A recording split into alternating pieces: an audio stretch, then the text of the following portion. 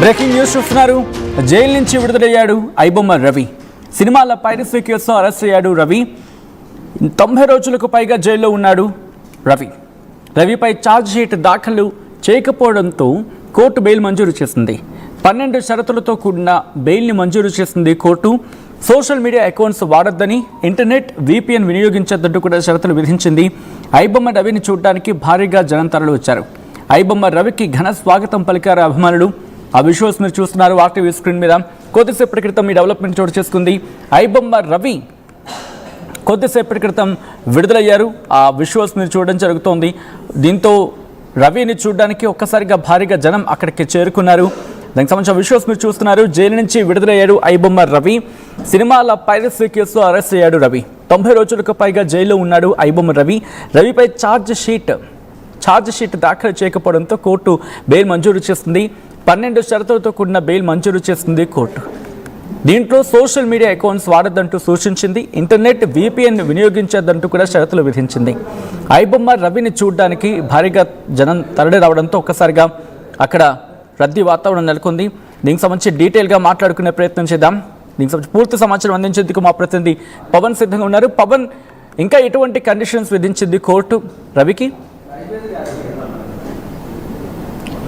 Yes Sachin, 2 Telugu రాష్ట్రాలని తన అభిమానులుగా మార్చుకున్న ఇమ్మడి రవి, ఐబొమ్మ నిర్వాహకుడి రవి ఇటకేలకు 90 రోజుల కస్టడీ తర్వాత ఈరోజు బెయిల్ అయితే లభించడం జరిగింది. సుమారుగా 12కు పైగా షరతులు విధించడం జరిగింది హైకోర్టు. ఈ 12 షరతులు కూడా అంగీకరించాలి, ఏవి కూడా తప్పొద్దంటూ స్పష్టమైన ఆదేశాలు ఇస్తూ ఒక బెయిల్ అయితే ఇవ్వడం జరిగింది. సుమారుగా ఒక్కొక్క పిటిషన్కు అందులో ఉన్న పిటిషన్ సుమారుగా ఒక్కొక్క పిటిషన్కి 25,000 రుజువు ఏదైతే ఒక బాండ్ తయారు చేసుకొని వాటికి ఒక బాండ్కి 2 సాక్షులుగా ఉండాలి అంటూ కూడా ఇలాంటి షరతులు పెడుతూ కూడా కోర్టు ఉత్తర్వులు జారీ చేయడం జరిగింది. సుమారుగా ఈ ఛార్జ్ షీట్ దాఖలు చేసిన సమయానికి ఇందులో కొన్ని షరతులు అయితే మెన్షన్ చేయడం జరిగింది. సుమారుగా ఉదయం 11 గంటల నుంచి సాయంత్రం 5 గంటల వరకు ఈ సమయంలో ప్రతిరోజు SHO పోలీసుల ముందు మీరు వ్యక్తిగతంగా హాజరు కావాలి, అక్కడ సంతకం పెట్టాలంటూ కూడా కోర్టు ఒక స్పష్టమైన ఆదేశాలు ఇవ్వడం జరిగింది.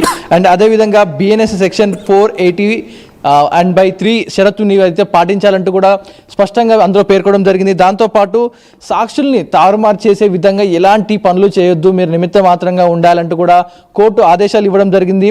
అండ్ అదేవిధంగా సెయింట్ కిట్స్ అండ్ నేవీస్ పాస్పోర్ట్లు కూడా ఏవైతే అతని దగ్గర ఉన్న పాస్పోర్ట్లు ఏవైతే ఉన్నాయో వారం రోజుల గడువుల్లోపు ఇవన్నీ కూడా మీరు కోర్టుకు సబ్మిట్ చేయాలి. ఎట్టి పరిస్థితుల్లో మీరు దేశం విడిచిపోవడానికి లేదు. ఈ కేసులన్నీ తేలే వరకు ఈ కోర్టు ఉత్తర్వు దాటి మీరు ఏ పని చేయకూడదు, దేశం విడిచిపోవద్దంటూ కూడా స్పష్టమైన ఆదేశాలతో కూడిన షరతులతో కూడిన బెయిల్ అయితే మంజూరు చేయడం జరిగింది. ఇక్కడ ఇంకొక ఆసక్తికర విషయం ఏంటంటే, అతను ఒక IT ఎంప్లాయీ, అతను చేసేదే పని ఇంటర్నెట్లో. పూర్తిగా ఇంటర్నెట్ లేకపోతే ఒక చేపకి చేప కానీ ముసలి కానీ నీళ్ళలో లేకపోతే దాని బలం లేదన్నట్టు ఈ ఇమ్మడి రవికి ఇంటర్నెట్ లేకపోతే ఏ పని చేయలేడు. అలాంటి ఇమ్మడి రవికి ఇప్పుడు ఇంటర్నెట్ వాడకూడదు, మీరు అసలు ఇంటర్నెట్టే వాడకూడదు, ఇంటర్నెట్ జోలికి వెళ్ళకూడదు. ఒకవేళ మీరు వాడాలనుకున్న పోలీసుల సమక్షంలో వారిచ్చిన మొబైల్ సిస్టంలోనే వారి సమక్షంలో మీరు వాడాలి తప్ప ఇంకేప్పుడు కూడా ఇంటర్నెట్ వాడకూడదు అంటూ కూడా కఠినమైన షరతును విధించడం జరిగింది. దీంతో పాటుగా ఎవరికి ఫోన్స్ చేయకూడదు, ఎలాంటి అవకతవకలు చేయకూడదు. ఇటు మెయిల్స్ కావచ్చు, మీ కాంటాక్ట్స్ పూర్వ పరిచయాలు కావచ్చు, ఎవరితో కూడా మీరు కాంటాక్ట్స్ పెట్టుకోకూడదు. ఎందుకంటే గతంలో ఇమ్మడి రవి జైల్లో ఉన్న సమయంలో కూడా ఈ ఐబొమ్మ వెబ్సైట్ మళ్ళీ ఓపెన్ అయింది, మళ్ళీ రన్ అవుతూనే ఉంది. ఇప్పుడు రవి బయటకు వచ్చాక ఈ వెబ్సైట్ కనుక మళ్ళీ రన్ అయితే మళ్ళీ మీపై కేసులు పడే అవకాశం ఉందంటూ కూడా కోర్టు పెద్దగానే ముట్టికాయలు వేసినట్టుగా హెచ్చరించడం జరిగింది. ఈ నేపథ్యంలో అతను ఒకవేళ ఇంటర్నెట్ వాడినా, ఏంటంటే బెయిల్ మీద బయటకు వచ్చాడు, ఈ సమయంలో ఇంటికి వెళ్ళొచ్చు, ఆ రూమ్కి వెళ్ళినప్పుడు ఏ క్షణం తన ఫ్రెండ్స్ ఫోన్ అయినా తీసుకొని వాడచ్చు.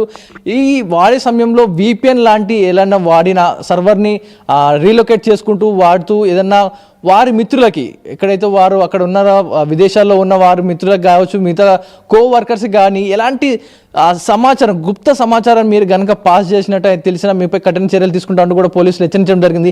VPNని అసలు వాడకూడదు. మీరు ఏం చేసినా ఒక ట్రాన్స్పరెన్సీగా, ఒక అద్దం ముందు మీరు ఎంతలా నిలబడితే ఎలా ఉంటుందో ఆ విధంగా ఉండాలి మీ పనులన్నీ కూడా అంటూ కూడా కోర్టు షరతుల్లో కూడిన బెయిల్ అయితే ఇవ్వడం జరిగింది. మరి ఈ 12 షరతుల్ని పాటిస్తాడా ఇమ్మడి రవి? ఇప్పటికే పెద్ద ఎత్తున ఇమ్మడి రవిని చూడడానికి అయితే ఆ కోర్టు ఆవరణలోకి చాలా మంది రావడం జరిగింది. అతని అభిమానులు అయితే పెద్ద ఎత్తున కేరింతలు కొడుతూ ఉన్నారు.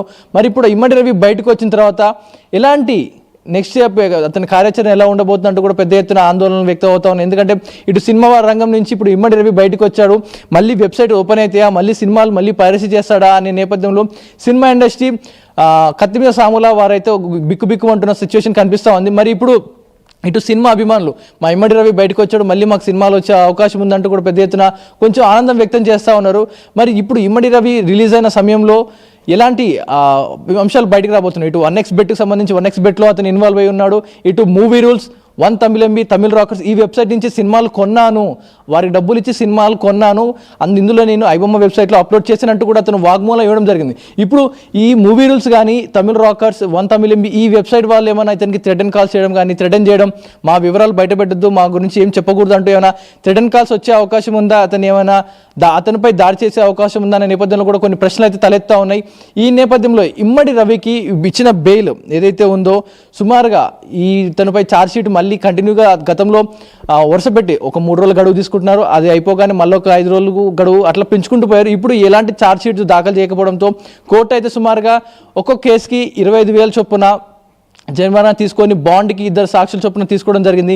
మరి ఇమ్మడి రవి ఇచ్చిన ఏవైతే ఇప్పుడు కండిషన్స్ ఉన్నాయో ఈ కండిషన్స్కి అనుగుణంగా ఉంటాడా, లేకపోతే ఈ గడుస్తున్న రోజు గడిచే కొద్దీ అందరూ మర్చిపోతారు, సైలెంట్గా దేశం విడిచి ఇటు అతను తప్పించుకోవడానికి గల మెయిన్ కారణాలంటే వాటర్ సోర్సే ఉంది, ఇటు షిప్స్ కానీ రవాణా సంస్థలు ఏమైనా ఉపయోగించి దేశం దాటే అవకాశం ఉన్న నేపథ్యంలో అతన్ని 24/7 ఎవరైనా మానిటర్ చేసే అవకాశం ఉందా లేదా, ఇలాంటి భిన్నమైన ప్రశ్నలు అయితే తలెత్తా ఉన్నాయి.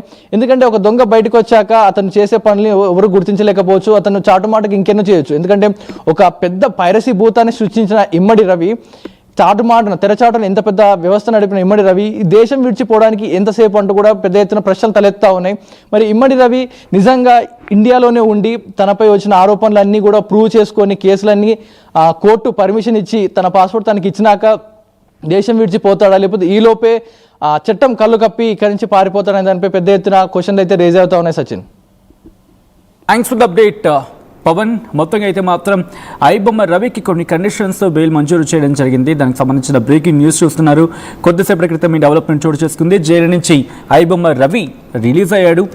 సినిమాల పైరసీ కేసులో అరెస్ట్ అయ్యాడు రవి. 90 రోజులకు పైగా జైల్లో ఉన్నాడు ఐబొమ్మ రవి. రవిపై ఛార్జ్ షీట్ దాఖలు చేయకపోవడంతో కోర్టు బెయిల్ మంజూరు చేసింది. 12 షరతులతో కూడిన బెయిల్ని మంజూరు చేసింది కోర్టు. సోషల్ మీడియా అకౌంట్స్ వాడొద్దని, ఇంటర్నెట్ అలాగే VPN కూడా ఉపయోగించదంటూ షరతులు విధించింది. ఐబొమ్మ రవిని చూడడానికి భారీగా జనం తరలివచ్చారు. అక్కడికి ఐబొమ్మ రవికి ఘన స్వాగతం పలికే ప్రయత్నం చేశారు అభిమానులు. ఇంటర్నెట్ VPN వినియోగించద్దంటూ కూడా షరతులు విధించింది. ఐబొమ్మ రవిని చూడడానికి భారీగా జనం తరలివచ్చారు. ఐబొమ్మ రవికి ఘన స్వాగతం పలికారు అభిమానులు. ఆ విజువల్స్ మీరు చూస్తున్నారు ఆర్టీవీ స్క్రీన్ మీద. కొద్దిసేపటి క్రితం ఈ డెవలప్మెంట్ చోటు చేసుకుంది. ఐబొమ్మ రవి కొద్దిసేపటి క్రితం విడుదలయ్యారు. ఆ విజువల్స్ మీరు చూడడం జరుగుతోంది. దీంతో రవిని చూడడానికి ఒక్కసారిగా భారీగా జనం అక్కడికి చేరు